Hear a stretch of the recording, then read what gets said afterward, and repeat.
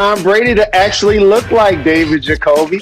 How about that? He was picking apart the Tampa Bay Bucks. And the thing about it is Cup and Woods constantly seemed to be open. And he found ways to make sure he delivered the football. And they constantly moved the ball up and down the field against that Tampa Bay Buccaneers defense.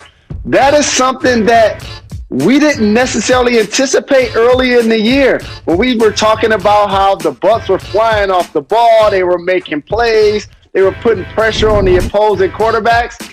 That didn't happen last night. And I know it's the holiday season, and you're going to see a lot of people like you choosing to go to Jared, thinking they're going to get a discount. But I just want to tell you, every person that sells insurance, sells cars, and sells jewelry makes you think they're getting a discount. You're not. Okay, I have no idea how that's related, but we'll get back to the game. It wasn't just Jared Goff performing well, but Tom Brady didn't look great. He kind of looked like the Tom Brady from primetime when they played the Saints. He was under pressure. He was throwing the ball inaccurately. He obviously had some interceptions that didn't look great. There were some drops in his defense. But, Jalen, what do you think about this Tom Brady that we saw last night? Here's what I think, Jacoby. Once you get up there in age, you're not able to deliver the football down the field the way you used to. And Bruce Arians' system requires the quarterback to throw the ball a lot deeper than he was required to do when he was in New England. And also, they're one of the worst teams on third and long situations. Here's what I will ask Bruce Arians and Brian Leftwich.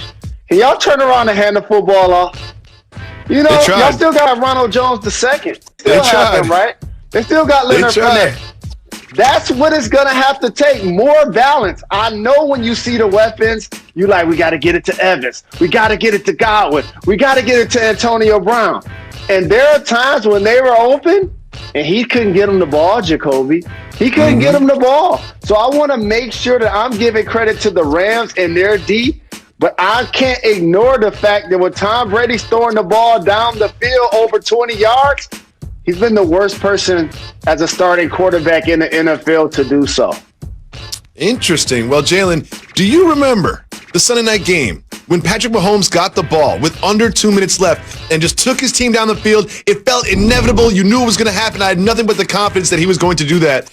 I used to feel that way about Tom Brady, but Tom Brady had the ball down 3 with under 2 minutes left. No. And I didn't have the same kind of confidence. And you didn't either. I know you were up watching that game. I was like, I wonder how this one's going to end because you just don't know. It doesn't feel inevitable the way it used to with Tom Brady. Bruce Arians, once again, was critical of his Hall of Fame quarterback, saying, when guys are open, we got to hit them.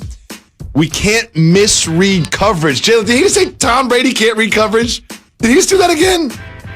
Well, here's what happens, Jacoby. All of the success that he had in his GOAT career, none of it was in Tampa Bay.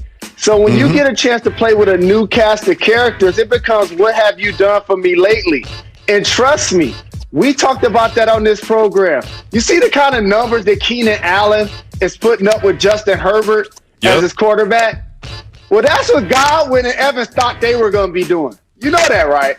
You know that that's what they thought. And plus, they felt that they were going to be playing on a contending team. Not throwing a lollipop to end the game to the defense, an uncontested interception. The Tampa Bay Buccaneers are a good football team, except when they're going against a contending football team. That's when they've struggled.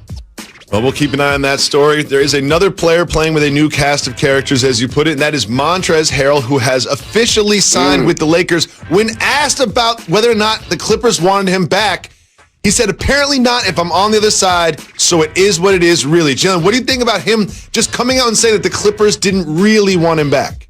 I'm going to keep it 1,000. He ruined some of his value by playing poorly in the playoffs. You're going to see a lot of people getting big deals this offseason.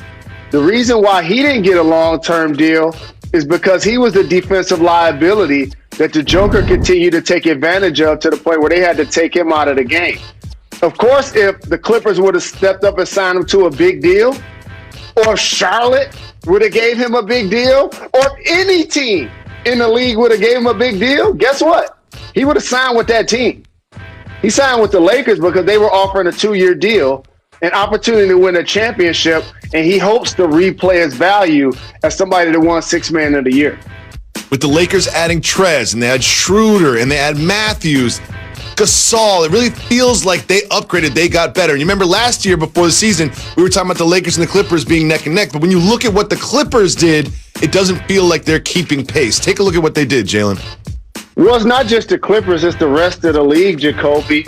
And you got to look at it from a standpoint almost like a real estate transaction. The Los Angeles Lakers are a storied brand and a franchise that over the history of their team, if you look at some of the all-time great players like Wilt Chamberlain, Kareem Abdul-Jabbar, Shaquille O'Neal, LeBron James, Anthony Davis, none of those guys were drafted by the Lakers. They went to Los Angeles because, number one, it's a terrific franchise, but also because they wanted to be in LA. It's just going to be more attractive than other places across the league. So for the Clippers, who plays in their building, eventually will get their own. They also had a really good offseason, Jacoby. They still have Kawhi and PG and Lou Will. Okay? They did a terrific job of adding Ty Lue as their head coach, re-signing Morris. The Clippers are the second best team in the Western Conference. It's just the Lakers are playing chess right now where everybody else is playing checkers, and LeBron James is doing a terrific job of making it unfair for everybody else to compete. Well, two things. The one thing that the Lakers and the Clippers have in common is they both have players from the Oklahoma City Thunder. Obviously, Paul George with the Clippers, and now Dennis Schroeder with the Lakers. Jalen, when you look at all of the players that the Thunder have acquiesced, coached up, and then lost, what do you think about their strategy this offseason? You remember when Philly was talking about trust the process? In theory, that's exactly what the Oklahoma City Thunder are doing. It's just nobody's giving it to a label to it. But here's what I want to make sure I point out. All of those